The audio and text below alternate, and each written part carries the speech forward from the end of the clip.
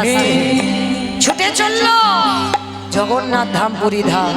আর গিয়ে যেই না দাঁড়িয়েছে, আর ওই জগন্নাথ ধামে গিয়ে কি করেছে জানো? লোকের দ্বারে দ্বারে ভিক্ষা করে রঘুনাথ।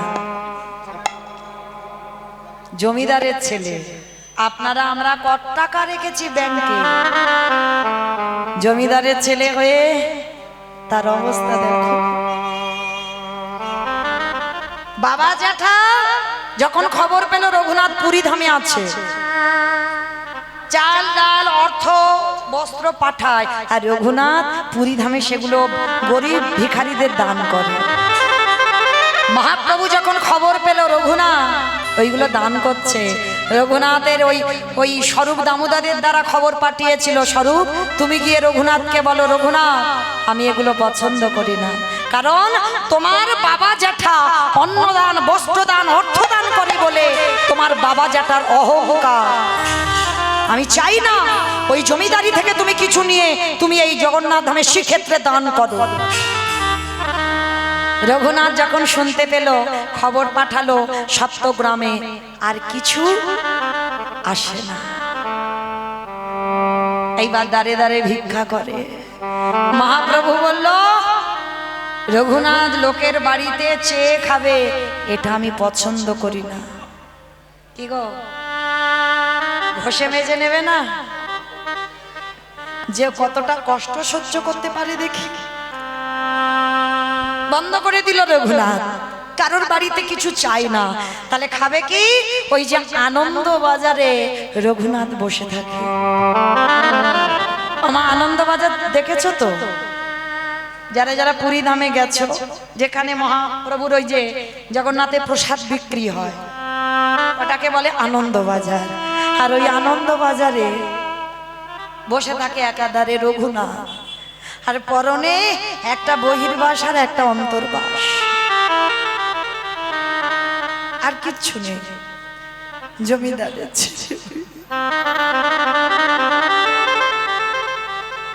বসে আছে। আর যেগুলো বিক্রি হয় না, কেউ যদি রঘুনাথকে বলে এনে খা একটু, রঘুনাথ খায়। মহাপ্রভু বললেন, ওগুলো আমি পছন্দ করি না। ওকে যে কেউ ভিক্ষা দেবে আরো খাবে, এটাও আমি পছন্দ করি না। কি গো মা, তাহলে সব পদ বন্ধ, তাহলে খাবে কি? ভক্তের পরীক্ষাটা দেখো। জগন্নাথের রান্নাঘর যারা দেখেছেন, ওই রান্নাঘরের পাশে দেখেছেন একটা নালা মতো আছে? দেখেছো? কতজন জগন্নাথের রান্নাঘর দেখেছো? দেখি তো একবার। খুব ভালো, খুব ভালো। ওই জগন্নাথ ধামে গেছে গো, শুধু ওই সমুদ্রের জন্য নয়, অনেক কিছু আছে। যেই জগন্নাথ সেই আমার কৃষ্ণ। কৃষ্ণের নাভি জগন্নাথের নাভিতে প্রতিষ্ঠিত করা আছে। জগন্নাথ দেখা মানে তোমার কৃষ্ণ দেখা হয়ে গেল। কারণ যেদিন আমার ভগবানের যদুবংশ ধ্বংস হয়েছিল, সেদিন কৃষ্ণের নাভিটা ওই জগন্নাথের নাভির সঙ্গে প্রতিষ্ঠিত করা হয়েছিল। যখনই কাঠ বদলানো হয়, ওই নাভিটাকে বের করা হয়, আবার নতুন কাঠে নাভিটা প্রতিষ্ঠা করা হয়। আজও আছে হরিদাস ঠাকুরের সমাধি, এগুলো দর্শন করতে হয়। আজও আছে গম্ভীরা, আজও সেই প্রদীপ, আজও সেই কাঁথা, সেই শিখ, মহাপ্রভুর পাদুকা আজও আছে। ভক্তির নয়নে নিয়ে গেলে দর্শন হয়। আর যারা শুধু সমুদ্রে ঢেউ খাবার নয়ন নিয়ে যায়, তাদের দর্শন হয়। তো আমার এই জগন্নাথ ধামের এই যে রান্নাঘরে এই যে নালা আছে না, আর ওই নালাতে প্রসাদ ভেসে যাচ্ছে, মানে যেগুলো পচে গেছে, পোকা হয়ে গেছে, অনেক দিনের প্রসাদ।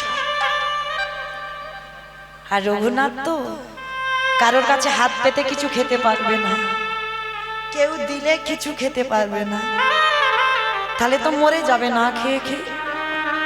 এক সপ্তাহ 15 দিন হয়ে যাচ্ছে কিছু খাচ্ছে না। রঘুনাথ ভাবছে, জগন্নাথ আমি আমার ভগবানকে ডাকবো কি করে গো? কিছু তো খেতে হবে। ওই নালা দিয়ে জগন্নাথের পচা পচা ভেসে যাচ্ছে প্রসাদ, আর যখন পচা গলা প্রসাদ ভেসে যাচ্ছে, রঘুনাথ খিদের জ্বালায় আঁচলা করে তুলে নিয়েছে। যেই না আঁচলা করে তুলে নিয়েছে, প্রসাদটা তো বুকে ধরেছে, চোখের জলে প্রসাদটা ধুয়ে যাচ্ছে। হে হে দয়াময়, তুমি আমার অপরাধ ক্ষমা করো। আমারে যে বড় ক্ষুধা পেয়েছে,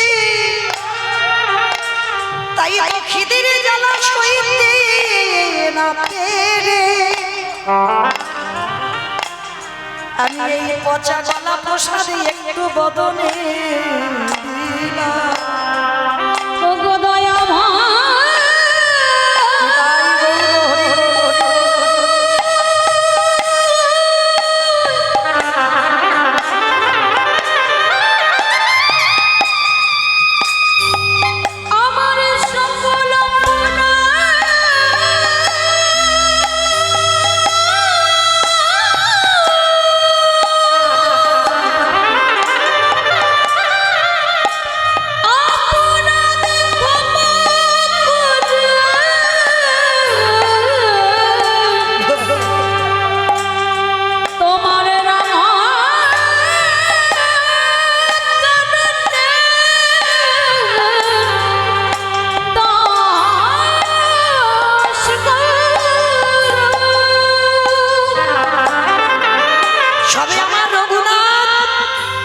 পচা গলা প্রসাদটা একটা গ্রাস দিতে যাবে, পিছন থেকে আমার মহাপ্রভু এসে রঘুনাথের হাতটা ধরে, কি রে একা একা খাবি, আমায় একটু দিবি না? আমি যে ভক্তির একটু প্রসাদ পেতে ভালোবাসি না। না গৌর হরি না, ওই কথা বলো না, বলো না। এই প্রসাদ পচে গেছে, পোকা পাইছে, তুমি দেখো। আমি শুধু তোমার কৃপা পাবার জন্য, প্রাণটা ধরে রাখার জন্য একটু বদনে দিয়েছি। এই বোকা ছেলে প্রসাদ কোনোদিন পচে, প্রসাদ কোনোদিন পচে, প্রসাদ প্রসাদই থাকে, প্রসাদ নষ্ট হয় না। আর তাছাড়া আমি ভক্তের এটো প্রসাদ পেতে যে বড্ড ভালোবাসি। দে দে তুই আমার ওই উচ্ছিষ্ট প্রসাদ দে না। আমি আমার মুখে রেখো, আমি তোমায় দিতে পারবো না। দে বলছি, আগে স্বীকৃতি দে। মহাপ্রভু জোর করে রঘুনাথের মুখ থেকে কেড়ে নিয়ে আমার ভগবান বদলে দিয়েছে।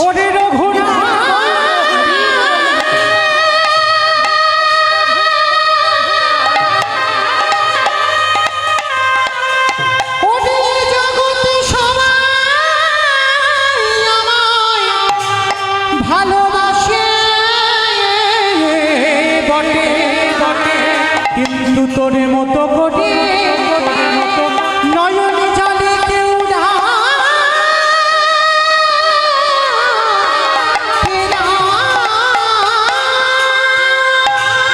গৌর চরণে আছাড় খেয়ে বললেন, গৌর হরি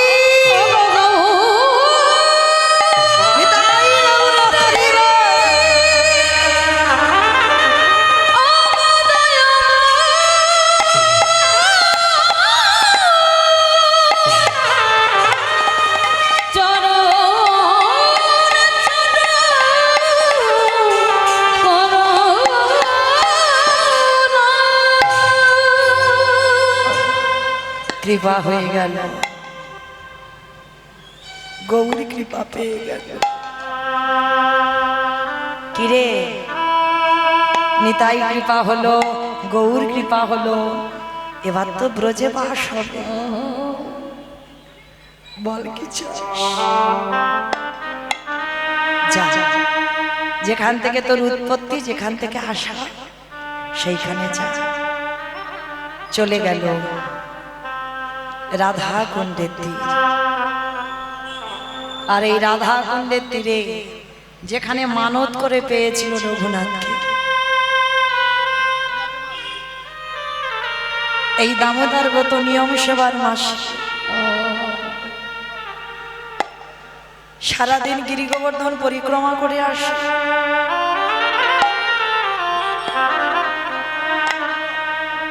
আর ওই রাধাকুণ্ডের তীরে বসে হারাই হারাই বলে কাঁদে। বলো না, আমি কোথা গেলে তোমায় পাবো? একবার আমায় দর্শন দাও। আমি এত কাঁদি, এত ডাকি, আমার ডাক কি তোমার চরণে যায় না? ও মাইরা, এই ব্রজে গিয়ে কেউ যদি একবার রাধে বলে কাঁদো, আমার রাধারানী ছটফট করে, পাগল হয়ে যায় সেই ভক্তকে কৃপা করবার জন্য। এই বৃন্দাবনে বাবা, এই হনুমানের খুব উৎপাত না, বানরদের উৎপাত না? বৃন্দাবনে যারা গেছে দেখেছে। তা একটা হনুমান কি করেছে বাবা, ফসল নষ্ট করে, ফুল নষ্ট করে, খুব উৎপাত করে। তাই হনুমানটাকে সেই বড় লোকটা বেঁধে রেখেছে ঘরে, ছাড়ছে না, শিকল দিয়ে বেঁধে রেখেছে। তা বানরটা কি করেছে বাবা, ওই ঘরে বসে বসে শুধু রাধে রাধে বলে কাঁদছে। রাধারানী বর্ষানায় আছে, বৃন্দাবন থেকে অনেকটা দূর যেতে হবে। বর্ষানায় বসে ললিতাকে ডাকছে, ললিতা দেখ তো, দেখ না কে আমায় রাধে রাধে বলে কাঁদছে। বলে হয়তো কোনো ভক্ত টক্ত হবে, বলে একবার জানা দেখে আয় না বৃন্দাবনে গিয়ে। তা ললিতা সাধারণ নারী হয়ে এসেছে, খুঁজে দেখছে কোথা থেকে আওয়াজটা আসছে। সাধারণ নারী হয়ে ললিতা এসেছে, আর এসে দেখছে এক বড় লোকের বাড়িতে একটা বানরকে বেঁধে রেখেছে। আর সেই বাঁদরটা ছাড়া পাচ্ছে না, বসে বসে কাঁদছে রাধে রাধে বলে। ললিতা গেছে রাধারানীর কাছে, রাধে, এই রাধে, আরে ওটা তোর কোনো ভক্ত নয়, ওটা কোনো ভক্ত নয়, একটা হনুমান, তাকে বন্দি করে রেখেছে, সেই কাঁদছে। ললিতা, হনুমান হোক, বানর হোক, যাই হোক না কেন, ও রাধে বলে কেঁদেছে।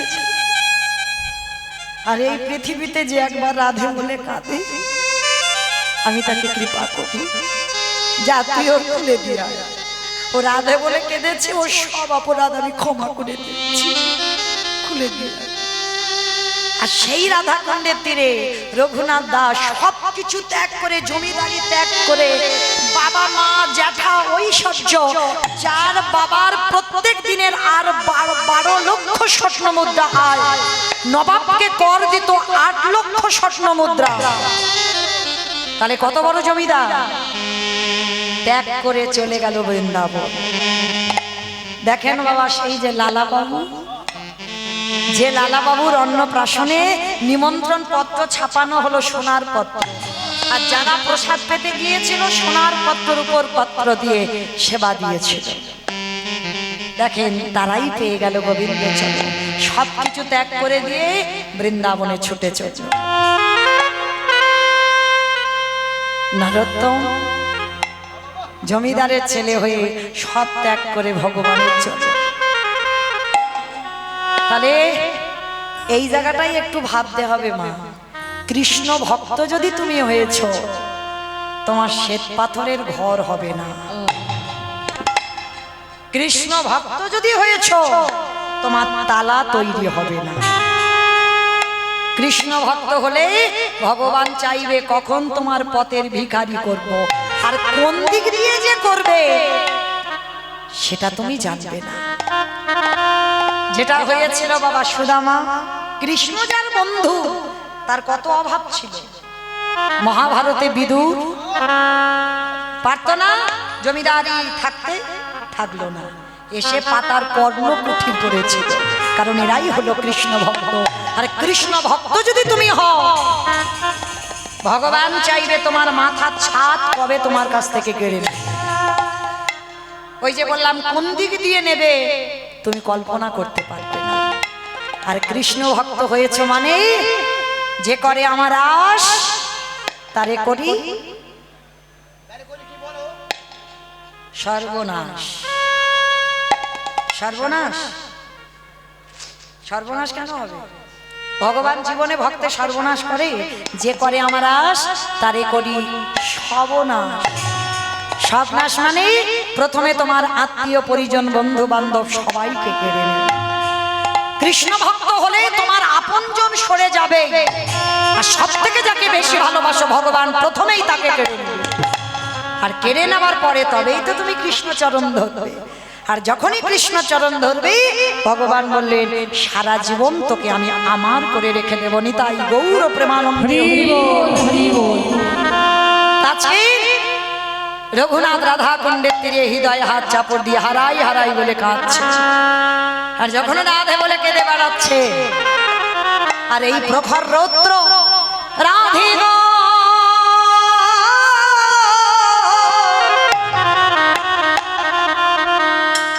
ওগো আমার কৃপাময়ী, ওগো আমার প্রেমময়ী রাধে, ওগো রাধে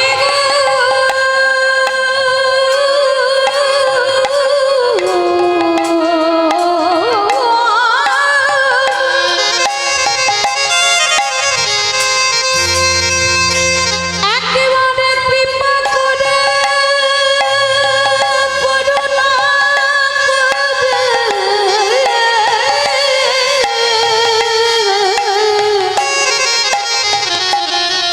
তোমার চরণে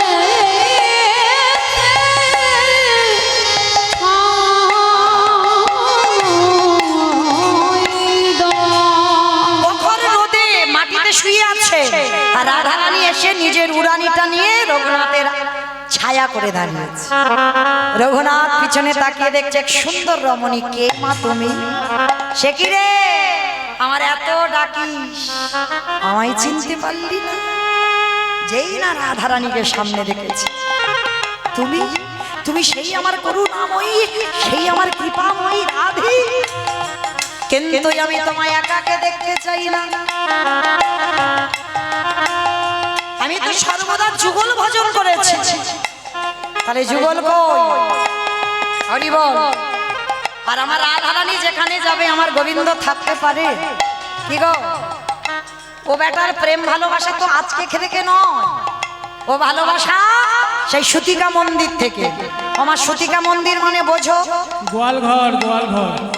সুতিকা মন্দির মানে গোয়ালঘর, আতুর ঘর। আতুর ঘর থেকে ভালোবাসা। সেই যে বাবা এর একটা বড় কাহিনী আছে। যেমন রাধারানী গোবিন্দের আল্লাদিনী শক্তি, কিন্তু ধরার মাটিতে এসেছিল বিশ্বভানু রাজার কন্যা হয়ে। পদ্মফুল এই পূজাইতে অবশ্যই করে আমার রাধারানীকে পদ্মফুল নিবেদন করতে হয়। কেন না পদ্মপুরাণ বলছে রাধারানী আবির্ভূত হয়েছিল পদ্মফুল থেকে। পূজাতে পদ্মফুল অবশ্যই লাগে। তো যখনই এই জন্ম নিয়েছিল বাবা, তখন আমার রাধা অন্ধ হয়ে জন্মেছিল। কেন জন্মেছিল অন্ধ হয়ে? এর একটা কাহিনী আছে। সেই যে অভিমন্যু ঋষি তপস্যা করেছিল ভগবানের বউকে আমার বউ করে পেতে চায়। তা ভগবান বলেছিল আসতে, তুমি মুনি মানুষ, তোমার কি মাথার গন্ডগোল হয়েছে? হ্যাঁ, তুমি আমার বউকে তোমার বউ করে পেতে চাও? বলে হ্যাঁ, আমি ওটাই চাই। বলে অসম্ভব, আমার বউ তোমার বউকে দিতে পারি না, আর কোনোদিন আমার বউ তোমার বউ হবে না। বলে ঠিক আছে, দিতে হবে না, তাহলে তুমি চলে যাও। কিন্তু এমন কঠিন তপস্যা করেছিল অভিমন্যু, তখন বাবা স্বর্গমর্ত পাতাল থরথর করে কাঁপছে। ভগবান গিয়ে বাধ্য হয়েছিল, অভিমন্যু আমার স্ত্রীকে তোমার স্ত্রী হবে, তবে তুমি নপুংসক হয়ে জন্মাবে। সেই অভিমন্যু হলো আয়ান ঘোষ। আয়ান ঘোষ হলো নপুংসক। রাধা জন্ম নিল, কিন্তু মা বলেছিল আমি জন্ম নিয়ে অন্ধ হয়ে জন্মাবো। আমি যতক্ষণ না বধূ তোমার দর্শন পাচ্ছি আমি ততক্ষণ চোখ মেলে দেখব না। অন্ধ হলো যখন বিষভানুর ঘরে জন্ম নিল, চোখে দেখতে পায় না। আর কীর্তিদা মানে রাধার মা হচ্ছে কীর্তিদা, কীর্তিদা আর গোপালের মা যশোদা এরা হচ্ছে বান্ধবী, মানে সই। কমাইরা দেখবেন মেয়েদের পেটে একতলা ভাত হজম হয়, একটা কথা হজম হবে না। ও 20 বছর পর হলে ও পেটের ভিতরে ফুটফাট করে ফুটবে, কখন বেরোবে। আর যদি কোনোদিন সেই স্কুল বা কলেজ লাইফের বান্ধবীর সঙ্গে দেখা হয়, ও সব বলে ফেলবে গড় গড় করে। ওই জন্য প্রত্যেক দাদা ভাইদের বলে রাখি, সব কিছু বলো, নিজের গোপনের খবর যেন নিজের বউকে বলো না। ওই একদিন না একদিন বাবা ও বলবেই বলবে, কারণ এটা অভিশাপ। যুধিষ্ঠির মহারাজ আমার মা কইছে, কর্ণের কথা বলে দিয়েছিল না, বাবা বলতে বলতে ফুরাবে না। যাই হোক, কুন্তিকে অভিশাপ দেওয়া। এইবার সেই যে আমার যখন যশোদা কীর্তিদার মেয়েকে দেখতে এলো, গোপাল এসেছিল। আর গোপাল যখন কোলে আছে, যশোদা ছাড়ে। এইবার গোপাল বলছে, মা তুমি ছাড়বে না তো? এমন কায়দা করব তুমি নিজেই ছেড়ে দেবে। এইবার গোপাল দুষ্টু ছোট ছোট হাতে ওই গজমতির মালাটা ধরেছে। আর মতির মালাটা ধরে যশোদা তো শোয়ের সঙ্গে গল্প করে যাচ্ছে কীর্তিদার সঙ্গে। আর গোপাল কি করেছে, একবার করে নামছে, যশোদা আবার তুলে নেয়। এইবার বলে, মা নামাবে না তো? এবার এমন কাজ করব তুমি নিজেই নামাবে। মতির মালাটা ধরে টান,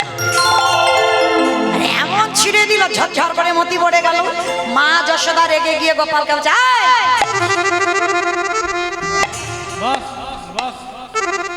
এই জন্য তোকে আনতে চাই না, চুপ করে বস। গোপালকে বসিয়ে দিয়েছে। আর মা কি করছে,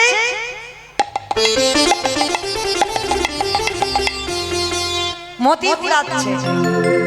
ছোট্ট গোপাল কেঁদে কেঁদে বলে, মা গো তুমি আসল মতি ছেড়ে দিয়ে নকল মতি ঘোরাচ্ছ। এইবার দেখো আমি কি করি। এবার মা তো মতি ঘোরাচ্ছে, আর হামাগুড়ি দিতে দিতে সেই হাতুর ঘরে গেছে, যেখানে রাধা অন্ধ হয়ে ঘুমিয়ে আছে। পালঙ্ক বেয়ে বেয়ে উঠেছে বেটা।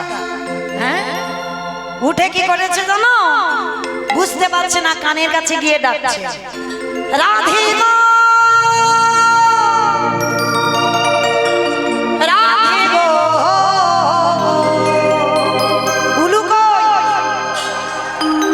একবার সারা রাধে, একবার সারা ও রাধে গো,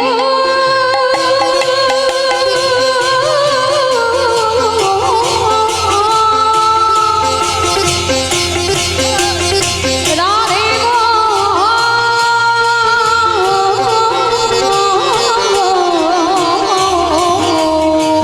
রাধে একেবারে সাজা দাও।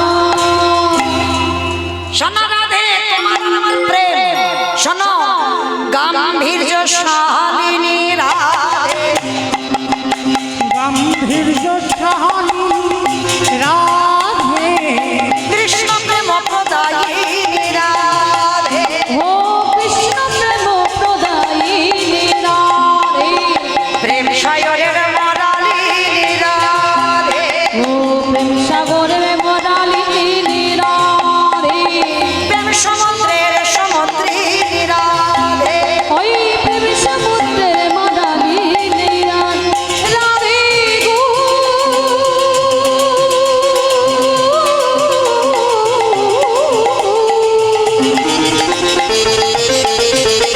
রাধে গো,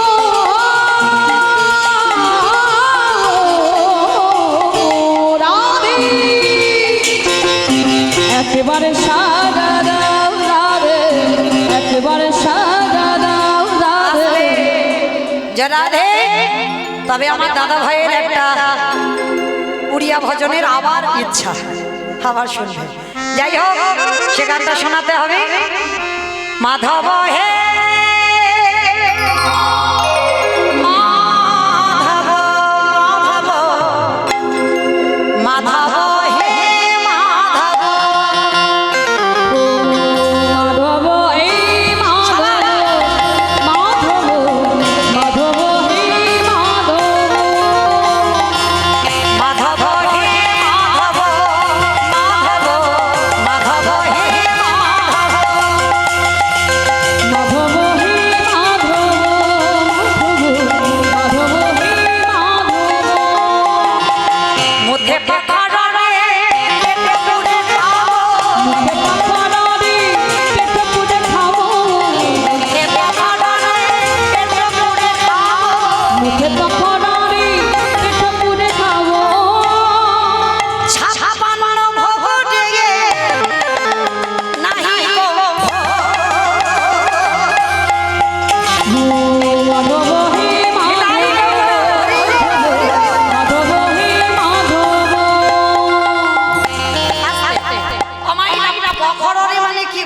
পকোড়া পকোড়া পকোড়া পান্তা ভাত, পকোড়া মানে পান্তা ভাত।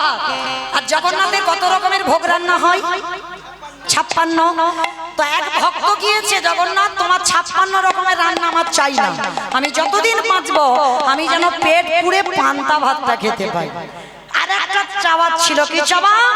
ঝাঁটি মাটি ঘরে রেখো মোর সুখে, ঝাঁটি মাটি ঘরে রেখো মোর সুখে, ঝাঁটি মাটি ঘরে রেখো মোর সুখে। ঝাঁটি মাটি ঘরে রেখো মোর সুখে। মানে আমার একটা মাটির ঝোপ হলে হবে। আর কি চাও? রাজ্য মহল রে নাহি গো ভোগ। মাধব হে মাধব, এটাই হলো হরি বল, হরি বল। হে মাধব,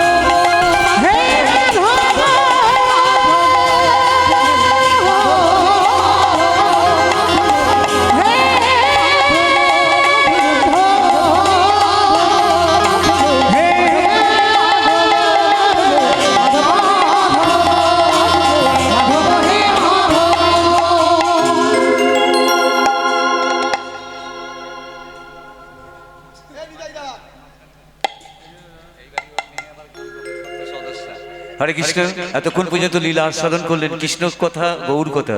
মৌমিতাদিকে আমাদের চক্রবর্তী পরিবার থেকে বলতে হবে আজকের এই শ্রী বৃন্দাবন মা গঙ্গা ফিশ সেন্টার বলবেন, এটা বৃন্দাবন। তো আজকে বৃন্দাবনের সেই পরিবারের পক্ষ থেকে আমি পিনাকিদা এবং শঙ্করদীপ আছে, ওনার বাবা মাও আছে, বিথিকা চক্রবর্তী এবং পঙ্কজ চক্রবর্তী, সেই সঙ্গে টোটাল আমাদের হরিবাসরের পক্ষ থেকে যারা সবাই মিলে। আর দিদিভাইকে আজকের সবার সামনেই কথা দিতে হবে, আগামী বছর রাধা অষ্টমীতে দিদি ওই হরিবাসরে গান করবে এই টাইমে। নিতাই গৌর প্রেমানন্দে হরি হরি বল। আর সেই সঙ্গে আমরা ক্ষুদ্র ও এটা উপহার বলবো না, রাধা মাধবের একটা কৃপা বলতে হবে। সেই সঙ্গে আর যিনি অর্গান দিচ্ছিলেন, গলা দিয়েছেন, দিদিকে কিন্তু কথা দিতে হবে। আর সেই সঙ্গে দেবব্রত প্রভুর কাছে আমরা একটু ভিক্ষা প্রার্থী, 10টা মিনিট। এই বাড়ির ছোট্ট সদস্যা, এই বাড়ির ছোট্ট সদস্যা প্রগতি চক্রবর্তী, দিদি বা ধন্যা ছোট্ট বোনকে একটু আসার জন্য বলছি। ওর সম্প্রদায় আছে, 10 মিনিট একটু কীর্তন করবে, কি গান করবে আমি ঠিক জানি না, যাই হোক আজকে ওর নামটা জানতে পারলাম। এই বাড়ির ছোট্ট সদস্যা প্রগতি চক্রবর্তী, দিদির কাছে এসো মানু, তাড়াতাড়ি এসো, কাম। এই ছোট্ট বন্ধু আমাদের প্রগতি এসছে, এর প্রগতি যেন হয়, আপনারা এই আশীর্বাদ করবেন রাধা মাধবের কাছে, এর যেন প্রগতিটাই হয়। হরে কৃষ্ণ, জয় জয় রাধা মাধব কি জয়, কৃষ্ণ বলরাম কি জয়, গৌর নিতাই কি জয়, জয় জগন্নাথ বলদেব সুভদ্রা মাইয়া কি জয়। হরে কৃষ্ণ। সামনে বছর এই আসর কি দিদি?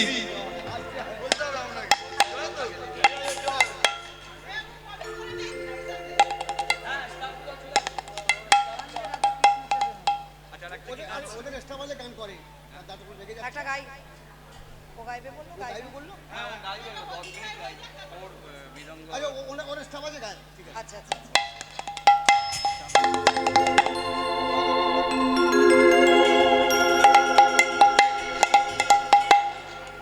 যে রাধে, এইবার সেই রঘুনাথ সাক্ষাৎই আমার রাধা মাধবের যুগল দর্শন করলেন।